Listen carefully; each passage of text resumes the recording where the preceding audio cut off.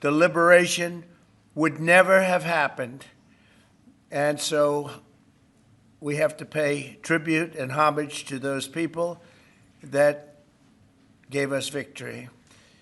And we did something else that people don't talk about. We rebuilt the world. All of these countries that were destroyed, we helped them rebuild. And that's something that, for the most part, others did not do.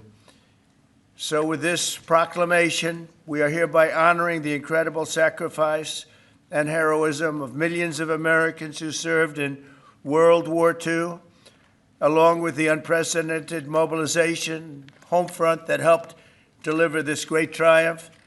All Americans should take pride in what these incredible patriots have achieved. So I just want to say happy Victory Day to all. So we are celebrating every year now.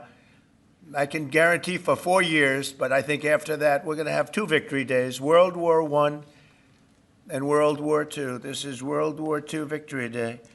In the future, we're going to have a major celebration of each day. We're not going to have days off because we don't have enough days in the year. We have too many celebrations already. But we're going to have Victory Day and for World War I, World War II. And without us, those wars would not have been won. I think we can say that, would not have been won. And I think it's time that the United States starts taking credit for their achievements. And I really believe it's a shame. You know, I was watching for the last week, and I noticed France, I noticed other countries all getting ready for Victory Day. And I said, that's sort of strange, because David just added something. He said, we also rebuilt the world. And I didn't have that, and I should have that. That was a big factor. But I noticed all of the countries, Russia, having a big day tomorrow. And by the way, they lost millions of people, and they were absolutely a major factor. But there was no major factor like us. We won the war. And we won it with the help of others. But everybody was celebrating but the United States of America. And I said, you know, I think it's time that we start celebrating victory. And that's what we're doing. So now for the reason that we're here, but I asked David, would it be appropriate if I did that? He said, absolutely. That's a big thing that we're doing on your swearing in, very big thing. But now for the real reason, and a reason that I'm very proud of because he's been my friend for a long time. We're swearing in our next ambassador to the People's Republic of China. What timing, David, what timing? Only you could have picked this timing. It's your fault. I picked him a long time ago, but it just happened to come due on a pretty important date. But our friend David Perdu, Senator David Perdu, joining David this afternoon are his incredible wife Bonnie, who's been at his side for a long time, their sons David and Blake, their daughter-in-law Danielle and daughter-in-law Charlotte, and their grandsons David, Hudson, and Jack. That's a beautiful family. Congratulations. I didn't think you had it in you, David. That's really something. That's pretty amazing. Look at that. Our new ambassador brings to this position a lifetime of experience at the highest levels of business and politics, and he is at the highest level. Over 4 decades in business, he rose to lead several major American corporations, including as the president and CEO of the footwear giant Reebok, where he did very well, he did a great job, and later CEO of Dollar General. Likewise, he did a great job. David also lived and worked in Singapore and Hong Kong for several years, developing a wealth of experience negotiating and doing tremendous business deals for lots of different leaders that he worked with. Following his tremendous business success as an executive, David stepped forward to serve America in government, and as we all know, in 2014, he was elected United States Senate in Georgia, and he was very popular, very respected from day one. He served on the Senate Foreign Relations Committee and was a tremendous partner to our administration during my first term. I dealt with him a lot, and he solved a lot of problems. Now I'm entrusting David to help manage one of America's most complex and consequential foreign relationships, and I know he'll do a fantastic job.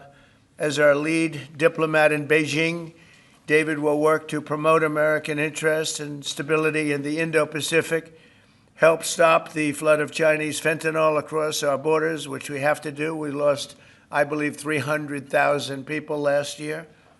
Seek fairness and reciprocity for the American worker, ensure the safety of our citizens overseas, and promote peace in the region and in the world.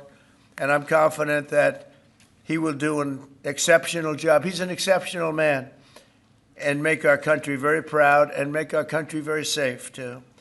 So, David, I want to congratulate you. This is as big as it gets, and the timing is unbelievable, but it's time that we have somebody like this. This is a very, very extraordinary man, and you're going to do a fantastic job. And say hello to President Xi when you're over there, please, okay? Thank you very much. Marco, would you do the service? Thank you.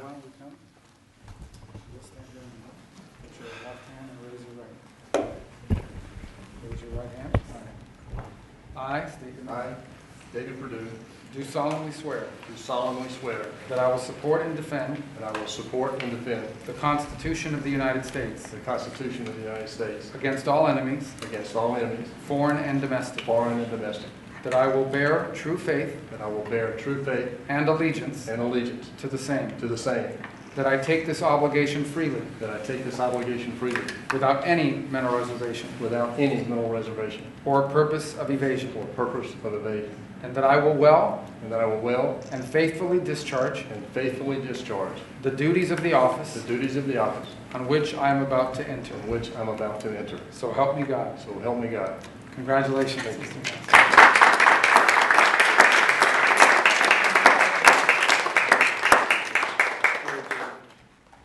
David, would you like to say something?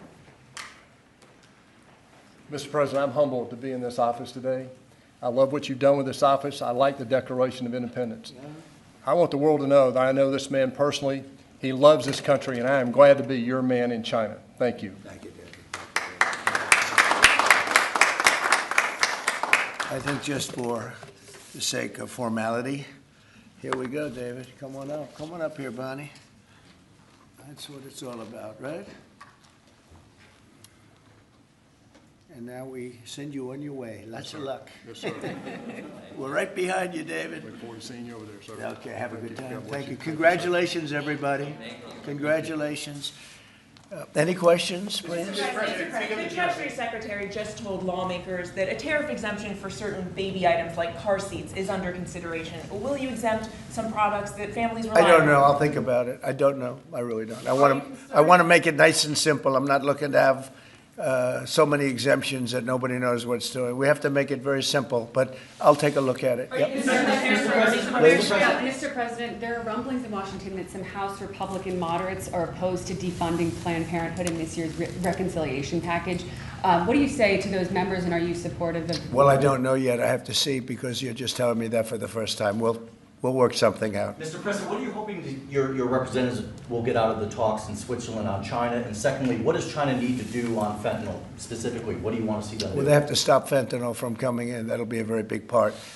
And I had that understanding with President Xi before I left last time, and we had a deal, and he would have honored the deal. But when Biden came in, of course, nothing ever happened with him. He didn't know what the hell he was doing. But that would have saved a lot of lives. That election cost us a lot of lives and a lot of heartache. The fact that we went through 4 years of misery, and you look at what's coming through the border, and the job of getting murderers out of our country. So many bad things happened. The wars. You wouldn't have October 7th. You wouldn't have Russia fighting with Ukraine. You wouldn't have had that disaster in Afghanistan. You wouldn't have had inflation. All these things would have not taken place. So sad to see what happened. Any other questions? Are your administration sending migrants to Libya? I don't know. You'll have to ask Homeland Security, please. Would you support sending migrants to Libya? Would you support sending migrants to that Libya? Russia was asking for too much to end the war. Given that, do you still have confidence that? When did he say that? Earlier this morning. Well, it's possible that's right. He may know some things that, because I've been dealing with this and some other things, but we are getting to a point where some decisions are going to have to be made. I'm not happy about it. I'm not happy about it. Okay. Just to follow up, sir, on the talks in Switzerland, what do you expect? What do you hope to come out of them? We'll see. I mean, look, it's we were losing $1 trillion a year. Now we're not losing anything. You know, that's the way I look at it. We were losing with China on trade $1 trillion a year, more actually, 1.1. But let's say $1 trillion. You know what we're losing now? Nothing. That's not bad. Mr. President, are you planning a new ceasefire and hostage deal proposal for Israel and Hamas before you head over to the region next week? Where? Where? In Gaza. In Gaza. Well, we're going to see what's happening. There's a lot of talk going on about Gaza right now. You know that, right? So you'll be knowing probably in the next 24 hours.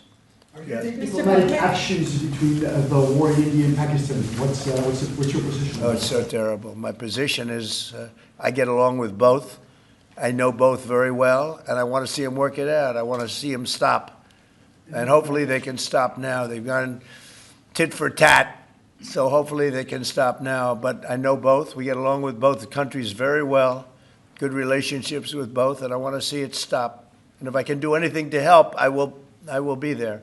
By the way, unrelated, but I guess it's all related when you look at the world nowadays. Rwanda and the Congo, we've made a lot of progress in getting that disaster stopped. We've had a very talented person over there, and we've made a lot of progress with Rwanda and Congo fighting a very violent war, by the way. China says in order to have substantive negotiations, you have to bring down your 145% tariffs.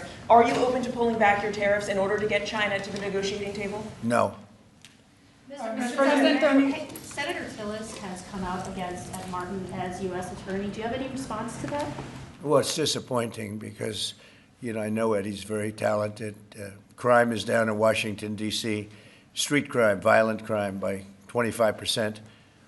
And people have seen, they've noticed a big difference. So I didn't know that, but if anybody voted against him, I feel very badly about it, only in the sense that in this short period of time that he's been there, crime is down 25% in Washington, D.C., but that's really up to the senators. If they feel that way, they have to vote the way they vote. They have to follow their heart, and they have to follow their mind. Mr. President, referring to the Persian Gulf as the Arabian Gulf, are you going to make that announcement on your trip? They're going to ask me about that when I get there, and I'll have to make a decision. So you haven't made a decision yet? I don't want to hurt anybody's feelings. I don't know if feelings are going to be hurt. Why have a case right over here? It's called Gulf of America, and I guess a lot of people get ideas from us. But the Gulf of America was something I thought should have been named a long time ago. I'm going to be given a briefing on that. It was just done. And I'll make a decision. Is it the U.S. position that Iran can have an enrichment program as long as it doesn't reach a weapons? We haven't made that decision yet. We will, but we haven't made that decision yet. Yeah. China said the U.S. initiated the trade talks this weekend and that its position hasn't changed. Are you still confident you can reach a deal with China? They said we initiated? Well, I think they ought to go back and study their files. Okay? I do think that. Go ahead. What would you? Are you planning to ease chip export restrictions to some of these Gulf countries, and then also make announcements regarding? We might be doing that, yeah. And their nuclear programs, civilian nuclear programs. And it'll be announced soon. And you're to help them develop nuclear power. Well, we're going to take a look. We're going to take a look. But we had really a very good, as you know, we had a very good outcome with the Houthis, and we honor their word. I mean, they made a commitment, and we dealt with other countries that were close to them and their surrogates, and we honor all of their words. We'll see what happens, but I think, I believe that hopefully that's over with, and they'll leave the ships alone, just leave those ships alone. But so we do. We take their word for it. It was, we hit them very hard. They had a great capacity to withstand punishment. They took tremendous punishment. And, you could say there's a lot of bravery there. That it was amazing what they took. But we honor their commitment and their word. They gave us their word that they wouldn't be shooting ships anymore, and we honor that. I want to thank you all for being here. I want to congratulate David Perdu and his family. He's going to be really an incredible ambassador to China. I have no doubt about it. And we're going to work together very closely. Thank you all very much. Thank you. Thank you, Thank you, David. guys. Right out, everybody. Thanks, everybody. Fellas, come on over here. Thanks, guys. Thank you, guys. Thanks, everyone. Thank you. Just take this and then. Come on over here.